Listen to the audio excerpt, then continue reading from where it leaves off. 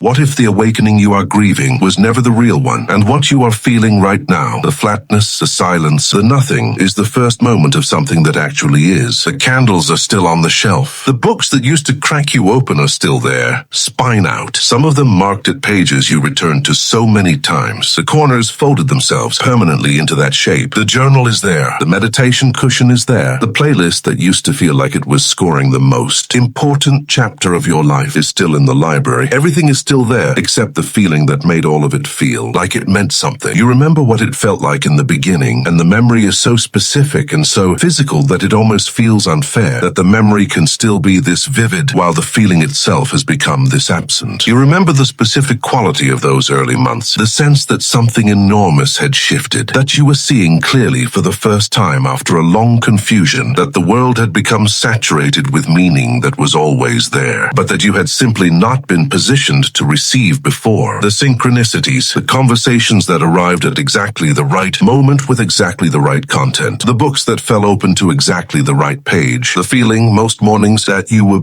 actually becoming, not just existing, and that the becoming was pointed in a real direction toward a real destination. And then, gradually, without announcement, without a clear incident that could be named as the turning point, the electricity diminished. The synchronicities did not disappear entirely, but they stopped arriving with the same frequency, and they stopped landing with the same weight. The practices that used to produce a feeling of genuine, interior movement started producing a feeling of going through motions. The community of people who shared the language of the awakening started to feel slightly different in your presence, as though you had moved to the edge of a room that everyone else was still in the center of, and you could hear the conversation, but you could not quite locate yourself inside it anymore. And now you are here, in the specific, quiet, slightly embarrassing flatness of someone who had the most significant interior experience of their life and appears to have misplaced it. The version of this feeling that nobody in the spiritual community prepared you for, because everyone was very good at describing the awakening. Nobody told you what comes after it ends, before the perspective shift arrives, and it is coming. And it will matter more than the reassurance you have been looking for. You need to feel that what you are carrying is real first, because the grief of a lost awakening is one of the most socially unspeakable forms of grief available. When an ordinary loss occurs, a relationship, a job, a person, there is a social architecture for the grief. People understand what happened. They extend sympathy in recognizable forms. There is a before and an after that other people can orient themselves around. When the thing that is lost is a spiritual experience, a quality of interior, aliveness that had no external address, that existed entirely in the specific texture of how you related to your own consciousness. The loss is unlocatable from the outside. It does not look like anything. Your life continues. Your obligations are met. From the street through the window, everything appears functional. And inside, in the specific place where the feeling used to live, there is a quietness that you have been calling emptiness, and that you have been telling yourself is temporary, is a phase, is simply the plateau between one elevation and the next. The part you have not said out loud, the part that visits you late in the specific hours, when self-honesty is hardest to avoid, is the suspicion that it is not temporary, that something genuinely ended, that the version of you who woke up before dawn with a specific quality of aliveness that made the morning feel significant is not simply resting between sessions. That person may have been a particular configuration of your interior that the conditions of the awakening produced, and that cannot be sustained indefinitely in its original form. And sitting with that possibility, not solving it, not reframing it, simply sitting with the specific discomfort of it, is the beginning of the only understanding that actually addresses what happened and what it means. What if the ending was not a failure? What if it was a completion? And what if the thing that completed was not the most important part of what the experience was trying to produce? Carl Jung wrote about the spiritual awakening, not as a metaphysical event, but as a psychological one, and the distinction matters enormously. When you are trying to understand what happened and what it means that it has changed, he described the encounter with the numinous, his word for the overwhelming, transformative, meaning-saturated quality of the awakening experience, as a genuine contact with the contents of the collective unconscious. Real contents, real encounter. The experience was not manufactured, and it was not projection, and it was not simply the brain generating pleasant sensations in response to certain practices. It was a genuine opening of the psyche to material that ordinarily exists beneath the threshold of conscious awareness, and the experience of that material breaking through into conscious experience had the specific qualities you remember: the electricity, the significance, the sense that something larger than ordinary life was moving through you and reorganizing the way you existed in relation to everything. What Jung was careful about, more careful than most of the traditions that describe awakening experiences, was the distinction between the genuine encounter and what the ego does with it after the encounter occurs. He documented something he called spiritual inflation, not a criticism, a precise psychological description of what happens when the ego, which is always trying to organize and own and make sense of its experience, encounters something so much larger than itself that it cannot locate the experience appropriately. The ego cannot say, "The numinous moved through me and I was simply the vessel for an encounter that does not belong to me." That sentence requires a degree of ego dissolution that very few people maintain for long. What the ego tends to say instead, in 1,000 subtle and not always conscious ways, is, "I had this experience, which means I am the kind of person who has this experience, which means something about who I am relative to people who have not had it." And in that claiming, that gradual, largely unconscious appropriation of the encounter into the ego's story about itself, the inflation begins, not with malice, not with arrogance in the conventional sense, simply with the ego doing what the ego was built to do, incorporating, organizing, making. The experience means something about the self rather than something through the self. Here is where the real-life storytelling begins, not yours, Jung's, because Jung's own account of this process, documented in his memoir, published after his death because he felt it was too raw for publication during his lifetime, is the most honest map of what you are currently standing inside. In 1913, at the height of his professional recognition and in the full maturity of his intellectual powers, Jung experienced what he described as a confrontation with the unconscious, so complete and so destabilizing that he genuinely questioned whether he was losing his mind. The visions were overwhelming. The figures from his unconscious populated his interior world with a vividness he had not invited and could not dismiss. He felt, during these years, exactly what most people describe during the peak of a spiritual awakening. The specific electricity, the saturation of meaning, the sense that something enormous and significant was moving through him. He also felt, during these years, the beginning of what eventually followed, the period he described as the most isolating of his life, the withdrawal from the professional relationships that had defined him, the specific loneliness of a person who has moved to a location inside themselves that no one in their external life has a map to, and then, after years of sustained interior work, the integration, not the return of the original electricity, something quieter, more durable, and ultimately more structurally significant, the understanding that the electric period was not the destination, it was the demolition, the clearing of the old structure to make room for something that could not have been built on the original foundation. He called what remained after the demolition individuation, not enlightenment, not awakening in the triumphant sense, the specific, ordinary, frequently unglamorous process of becoming genuinely himself, rather than the version of himself the world had required. What if your flatness is not the absence of what the awakening produced? What if it is the space the awakening was clearing for something that required more of you than the awakening did? The first thing that ends when a spiritual awakening completes its actual function is the inflation, and the ending of the inflation is what produces the specific feeling you have been calling the loss of the awakening. The inflation was not the awakening. The inflation was what your ego built around the awakening to make it mean something about you specifically, the feeling of being chosen, of having access to a perception that others did not yet possess, of being further along the path, further into the light, more awake than the people in your previous life, who had not yet undergone what you underwent. These feelings were not fabricated. They were the ego's completely natural response to a genuine experience that exceeded its capacity for neutral integration, and they produced for a period a specific quality of aliveness that felt like spiritual depth, but was partially the aliveness of inflation. Inflation always feels like expansion. It feels like more clarity, more connection, more significance, more meaning than ordinary consciousness contains. It feels this way because inflation is literally the ego expanding beyond its actual size, filling with the energy of the numinous encounter and mistaking the expansion for the truth of who it always was rather than for the temporary and unsustainable effect of contact with something much larger than itself. When the inflation deflates, and it always deflates because the psyche has a self-correcting function that Jung called enantiodromia, the tendency of any extreme to eventually move toward its opposite. What remains is not less than what was there before the awakening, but it is quieter. It does not announce itself. It does not produce the specific electricity that the inflation produced, and in its quietness it is easily mistaken for the loss of something, when it is actually the first accurate view of the territory, without the distortion that the inflation created. What if if what you are grieving is not the awakening? What if you are grieving the inflation? And what if the difference between those two things is the entire difference between where you are now and where you actually needed to get? The second thing that ends is the community. And this ending is painful in a way that the ending of the inflation is not, because this ending has faces. The people who shared the language of the awakening period, the specific vocabulary, the shared references, the particular quality of conversation that felt like being understood in a way that other conversations in your previous life had not provided. Those people and those conversations start to feel slightly different once the inflation diminishes. Not because those people changed, because you can no longer locate the thing that used to make the conversation feel like contact. You spoke the same words, and the words do not carry the same weight they did. The shared references land differently now. The community's ongoing enthusiasm for the practices and the concepts that made the awakening period feel so significant starts to feel, from your current position, slightly unexamined. Not false, not wrong, simply operating at a level of the process that you are no longer entirely located in. You feel guilty for this. You feel disloyal. You feel like the community's continued engagement with the material is evidence that they are further along, and you have somehow slipped backward, when in fact the more accurate account is almost the inverse. What you are experiencing is the specific solitude that individuation produces when it moves a person past the group stage of development into the territory that requires a degree of individual navigation that communal maps cannot provide. Jung documented this in his own experience and in the experience of his patients with a consistency that he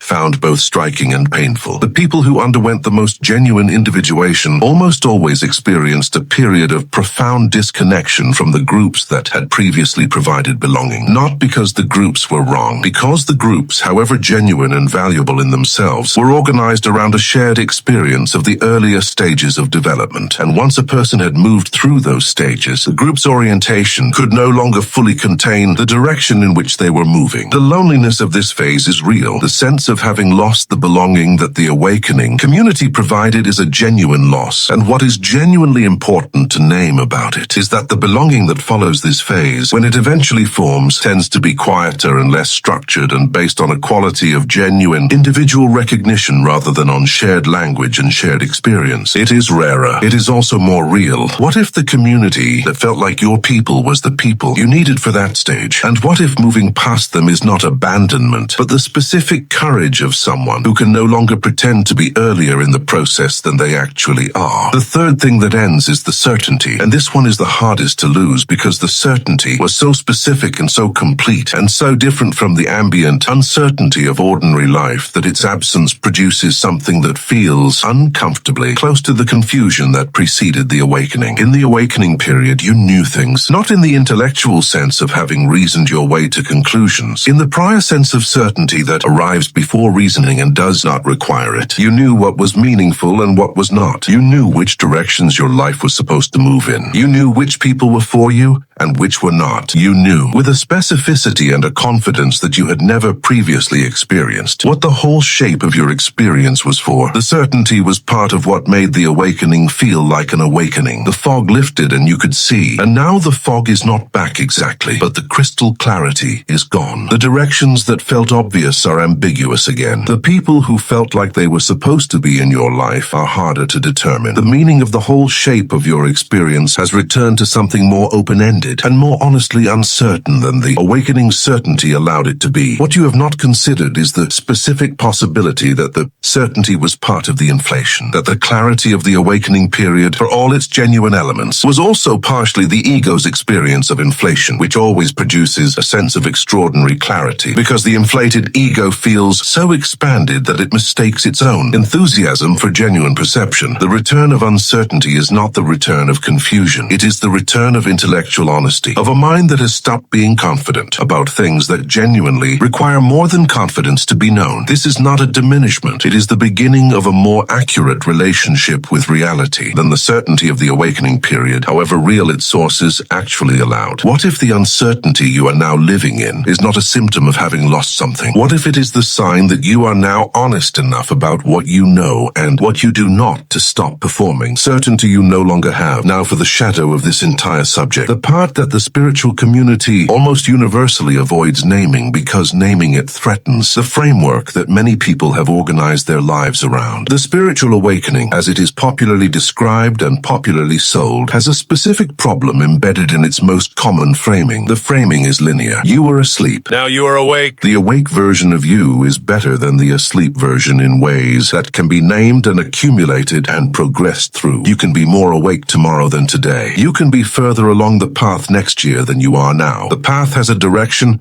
and the direction is toward more, toward higher, toward a destination that the framework implies but never quite specifies. This framing has a function. It organizes effort and it provides motivation, and it gives people access to experiences and communities they would not have found without the map it provides. But it has a cost embedded in it that only becomes visible from the position you are currently in. The cost is that it makes the end of the inflation feel like regression. When the electric period of the awakening passes, when the ego deflates from its inflated contact with the numinous back to its actual size, the linear framework has no category for this except backward movement. You were further along, and now you are less far along. You had the experience, and now the experience has faded. You were awake, and now you feel less awake. The framework cannot say what is actually happening, which is that the inflation has completed its necessary and temporary function, and the psyche is now in the far more demanding and far less dramatic work of genuine integration, because genuine integration does not produce experiences that look like progress on the linear map. It produces something that looks, from inside the framework, exactly like loss. And so the person who is actually further into the genuine process than they have ever been finds themselves being evaluated by the community, by the framework, and most painfully by themselves as having gone backward. This is one of the most corrosive distortions that the popular spiritual framework produces, and it is also one of the least discussed, because discussing it requires the person discussing it to acknowledge that the framework they use to navigate the awakening is not adequate to navigate what comes after it. What if what the framework calls losing your awakening is what Jung would call entering the actual work? And what if the actual work was never meant to feel the way the awakening felt? The specific quality of what comes after the awakening ends is different from what came during it in ways that make the comparison feel unfair. During the awakening, everything was vivid, everything was significant, everything was moving. After it ends, what comes is quieter, less decorated, and more demanding in a way that does not produce the specific motivation that vividness and significance and movement produce. What comes after is the ordinary, not ordinary in the diminished sense of simply returning to what existed before the awakening. Ordinary in the specific, demanding, frequently unglamorous sense of someone who has returned from a significant interior journey and is now required to live the understanding in the specific texture of their actual daily existence, not to perform the understanding, not to maintain the practices and the community and the language that marked the awakening period, to live it in the grocery store and in the difficult conversation and in the relationships that require something more sustained than the electric quality of the awakening phase, and in the work that does not feel sacred, and in the body that requires ordinary things, and in the morning that does not feel charged with significance, and in every unremarkable moment that ordinary existence contains in abundance. Jung called this the work of incarnation, not the mystical version of the word, the specific, literal, psychologically precise meaning of it, bringing what was understood during the awakening into the flesh of actual lived experience rather than sustaining it at the level of elevated interior state. The person who has genuinely integrated the awakening does not look like someone in the middle of one. They look like someone who has been quietly changed by something. They no longer need to perform. They are fully present in ordinary moments in a way that the awakening period's intensity did not allow. They are available to other people in a way that the awakening community's shared language sometimes prevented. They are honest about uncertainty in a way that the awakening certainty made structurally impossible. What if you are not failing to sustain the awakening? What if you are succeeding at something the awakening was never designed to sustain? Here is what you can do practically with where you are, not to recapture what ended, to orient yourself correctly in what comes after it. The first practice is the one Jung considered most essential and that the awakening period's intensity made structurally unavailable. It is the practice of attending to the ordinary ordinary interior without requiring it to feel significant, not manufacturing significance, not filling the space with practices designed to produce the feeling of depth, simply attending to what is actually there in ordinary moments without the amplification of the awakening framework. The specific emotion present in this particular morning, the specific quality of this particular relationship at this particular stage, the specific uncertainty present around this particular direction, attending to these things as they actually are, not as they were during the awakening period, not as the framework suggests they should be, is the foundational practice of genuine individuation. It requires tolerating a quality of interiority that does not feel elevated and does not announce itself and does not produce the motivation that the awakening's vividness produced. It requires, more honestly than almost anything else the process asks, the willingness to be an ordinary person, having an ordinary interior experience, and to give that ordinary experience the full weight of your attention without the framework that used to make the attention feel worthwhile. The second practice is the deliberate disengagement from the parts of the awakening framework that require you to perform further along than you are, the specific language that signals your location on the linear map. The practice is maintained more from identity than from genuine interior need. The community engagement that requires you to speak from a position that no longer accurately describes where you are. None of this disengagement needs to be dramatic or announced. It can simply be the quiet, private decision to let those things diminish naturally rather than artificially sustaining them past the point where they genuinely serve the interior rather than the performance of the interior. The third practice is the one that requires the most patience. It is the practice of trusting that what is building in the quietness slowly, without confirmation, without the specific aliveness that used to serve as evidence that something important was happening, is real. That the integration occurring in the absence of the electric period signals is genuine integration, that the self that is forming in the specific ordinariness of what comes after the awakening is more genuinely yours than the self that was performing the awakening experience ever managed to be. This trust cannot be manufactured. It can only be extended repeatedly in the ordinary moments that make up the days on the other side of what felt like the loss. What if trust is the practice the awakening was always preparing you for? And what if you could not have developed it during the awakening because the awakening was always too loud to require it? There is a question beneath all of this that the spiritual framework was always asking on your behalf, but that the framework itself could never answer. Because the framework's map points outward and upward, toward states, toward experiences, toward the destination it implies, but never quite specifies. And the question underneath is not about direction. It is about identity. Who are you when the experience is not happening? Not who you are in the elevated state, not who you are in the language of the community, not who you are according to the framework's map of your location on the path. Who are you in the specific, undecorated, unexperienced moment of ordinary existence that most of your life is actually made of? The awakening period could not answer this question because the awakening period's primary function was to dissolve the answer you had been living before and create the interior space in which a genuine answer might eventually form. But genuine answers do not form in the electric quality of awakening states. They form in the quiet of what comes after, in the ordinary days that require nothing special from you and that you give yourself fully to anyway, in the relationships that cannot be navigated from the framework's elevated position and that require you to simply be human in them, in the work that does not feel sacred and that you do with the full weight of who you actually are rather than with the performance of someone in the middle of a significant interior journey. Jung spent the last 3 decades of his life not in the state of awakening, but in the state of integration, working, writing, building relationships, sitting with ordinary uncertainty about ordinary questions, being as fully and as honestly as he could manage a specific person in a specific life rather than a consciousness moving through elevated states. He described these years as the most productive and the most genuinely alive of his entire existence, not the most electric, not the most significant in the framework's terms, the most real. What if that is what you are being asked to become now? Not more awake, more real, not further along the path, more genuinely located in your actual life, not a better version of the person who had the awakening, the first full version of the person who survived it. The closing question that stays is not whether the awakening was real. It was. It is not whether what you are feeling now is a loss. Some of it genuinely is. It is not whether the flatness will eventually resolve into something you can more easily recognize as progress. It will, but not in the form the framework prepared you to recognize it in. The question that stays, the one that only your sustained presence in the ordinary days of what comes after will eventually answer, is whether you are willing to trust the quiet, the specific, undecorated, unconfirmed quiet of someone who has moved through the most significant interior experience of their life and come out the other side into something that does not look like what they expected, but that has a quality of solidity and reality that the awakening period, for all its electricity, could never quite provide. The quiet is not nothing. The quiet is what it sounds like when the inflation is gone and the actual self is present. You may not have heard it before, not like this. Not in this quality of ordinariness that asks nothing of you and confirms nothing for you and simply is. This is not the end of the awakening. This is what the awakening was always clearing space for. The question is not whether you can get back to what you had. The question is whether you can recognize what you have arrived at and whether you are ready to stop calling it loss.